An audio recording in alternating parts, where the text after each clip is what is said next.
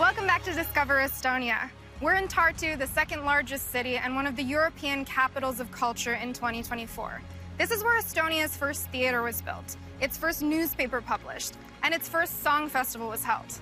It's our starting point to learn about Estonian culture in all of its many forms. Come with me.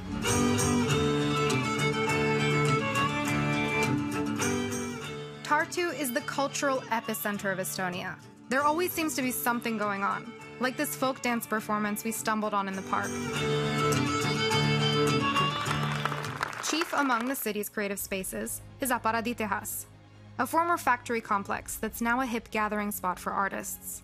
Here we are here in tehas, where are many galleries with international residencies and artists coming here. I think it's a very vibrant city.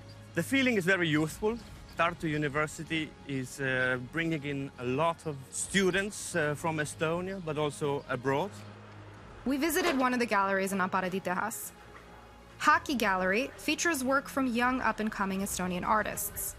It's also recently become a safe haven for Ukrainian artist Victoria Berezina, who fled her home in Kherson after the Russian invasion. Мені дуже подобається тут жити, існувати в цьому креативному середовищі. Тут дуже велика ком'юніті художників. Це великий шанс познайомитись, спілкуватися, показати своє мистецтво, розповісти про те, що відбувається у нас в країні. Modern Estonian culture is evolving with the times. Now let's head south to find out how one of the country's oldest ethnic groups is trying to preserve its age-old traditions. Arriving in Setomaa can feel a bit like stepping back through time. The region straddling the border with Russia is inhabited by the Seto people. They have their own dialect, religion, and traditions they've fiercely maintained for centuries.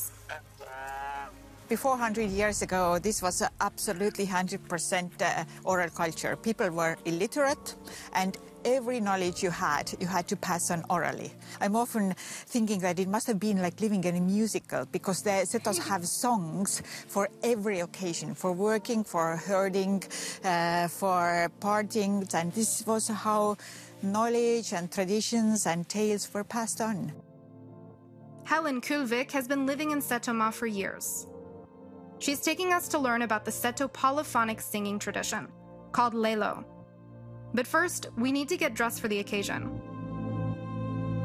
So, Helen, in a lot of cultures, it can be seen as a bit controversial to put on cultural clothing if you're not part of the community. In Setomaa, it's encouraged. Can you explain to me why that is? I think we just want to learn about the community and the culture as much as possible. And by getting dressed up in a national costume, you kind of start understanding the culture so much better, because you understand which piece works where. And we also like to see how a person transforms through this process. All right, well, now it's my turn. Helen and Jana are going to help me dress up Seto style. And that every woman has different... Yes, like as you see, all our patterns are different. Oh, wow, yeah. Yeah, there are no two that are like in the world. Like a snowflake. Yes. It's said that you can hear a Seto woman before you see her, because of the clanging of all of her silver jewelry.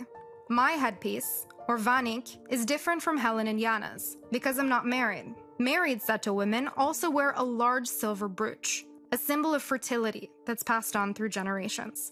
Well, now I'm all dressed up and ready to party thanks to you. We're going to go listen to some lelo music. Are you ready to go? Yeah. Oh, yes. Lelo singing is believed to be about 2,000 years old. It's still considered a crucial part of Seto people's cultural identity. So, Jana, can you describe a little bit lelo singing? What are we going to hear? So I'm going to sing words or a line, and the choir is repeating it. And there is one woman who is singing this higher voice called Kille. Okay, great. Let's take a listen. This song is about asking the sun to go down, so the working day can end. As you can hear, there's still a lot more songs left to discover, so thanks for watching and stay tuned. Our trip isn't over here in Estonia, so see you soon. Bye-bye.